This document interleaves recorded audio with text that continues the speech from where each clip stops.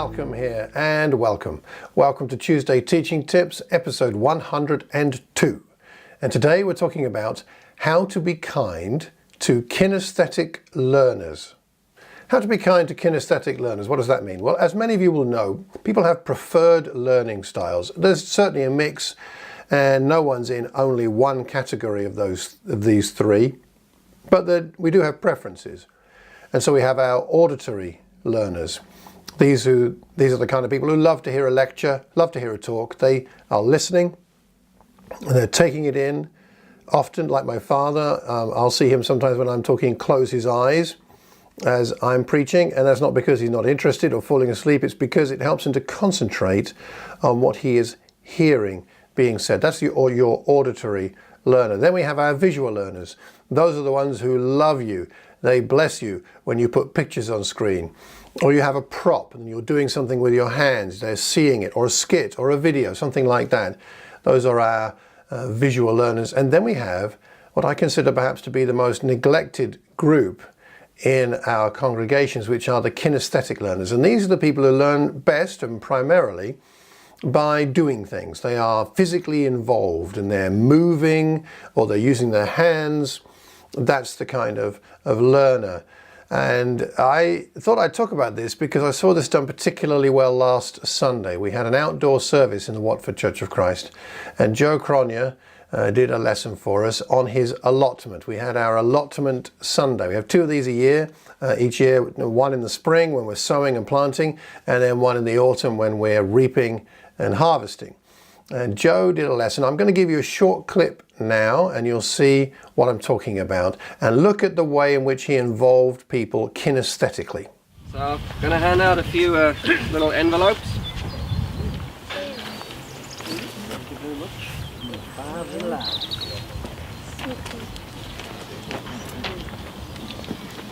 Okay, open number 2, please, and tell me what it says.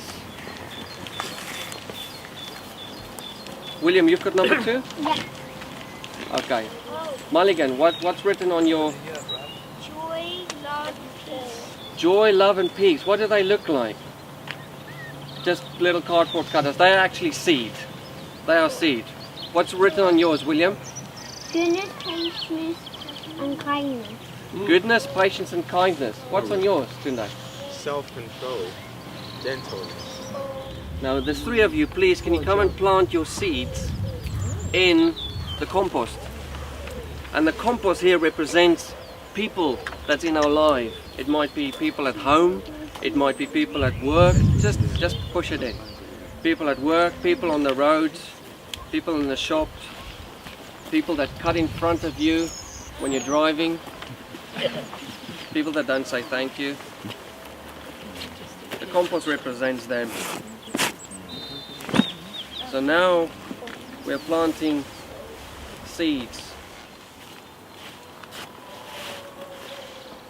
Perfect. Thank you very much. Now, there we go. Perfect. Nice work, Dan. Look at that. Well done. Do you see the way that Joe did that? Using envelopes.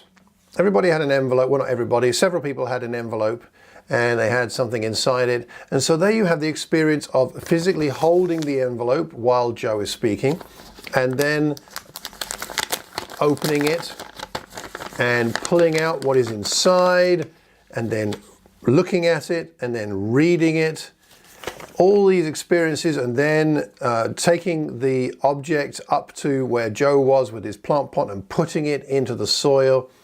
All these physical actions help the kinesthetic learners so much, and they help the visual learners because the visual learners are watching those people do that. And for the auditory learners, we're taken care of nicely because Joe is still speaking and talking. So I love the way that Joe did that. He catered to the auditory listeners, to the visual and the auditory learners, the visual learners, and the kinesthetic learners in a great way, and it really helped us all. Here are 3 reasons why this really helps people. Firstly, attention. People pay attention when they've got something to do because they're thinking, I wonder when it's my turn. And so they're paying attention, they're not getting bored, their mind isn't drifting as much, they know that they have a part, therefore they pay attention. The second reason why this works well is because of contribution. I have something to contribute to this lesson. I'm not a passive listener or observer, I'm a participant. I have something to contribute. I have, as they say, some skin in the game. And then thirdly, stickiness.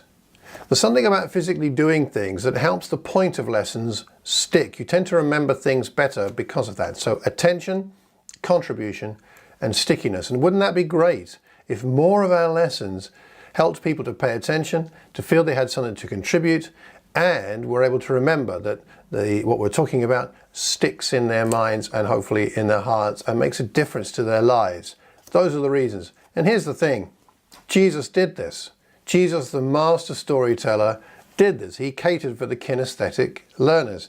Think about the story of the feeding of the 5,000 and the 4,000, of the boy with the 5 small barley loaves in chapter 6 of John and verse 9. Andrew says, here is a boy with 5 small barley loaves and 2 small fish, but how far will they go among so many? This bread and these fish are brought to Jesus. Someone's found the boy has delivered them, he's given them up, he's brought them to Jesus and the apostles. That's a bit of kinesthetic stuff going on right there, bringing the food.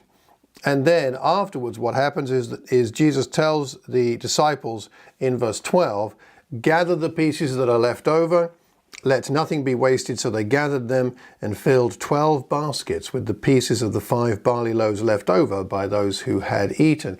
There's kinesthetic learning going on. You say, well, no, it's just tidiness. But of course what we know is that in Matthew 16, Jesus uses this. They're going across the lake in Matthew 16 and verse 5. They'd forgotten to take bread. Be careful, Jesus says, be on your guard against the yeast of the Pharisees and the Sadducees.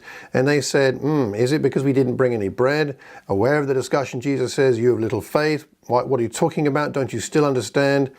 Don't you remember the 5 loaves for the 5,000? Or how many basketfuls you gathered? Remember the basketfuls you gathered when I sent you out? And they remember the action of walking out, walking among the huge crowd, gathering up the leftovers into those baskets. It would be a sticky moment for them in their memory. Or the 7 loaves for the 4,000, how many basketfuls you gathered? How is it you don't understand that I was not talking about bread? Be on your guard against the yeast of the Pharisees and the Sadducees. Then they understood. Something clicked for them at that point. He was not telling them to guard against the yeast used in bread, but against the teaching of the Pharisees and the Sadducees. You see, the kinesthetic moment of gathering up the baskets of bread was something that Jesus was going to use later, whether he planned to or it just became available, but it gave him a way of helping them to understand something that up until that point they had not understood. For the kinesthetic learners, and for all of us really, but especially for those whose preference is that learning style, the kinesthetic is so important. How could you add a bit more into your lessons, your sermons, your lessons, your discussions?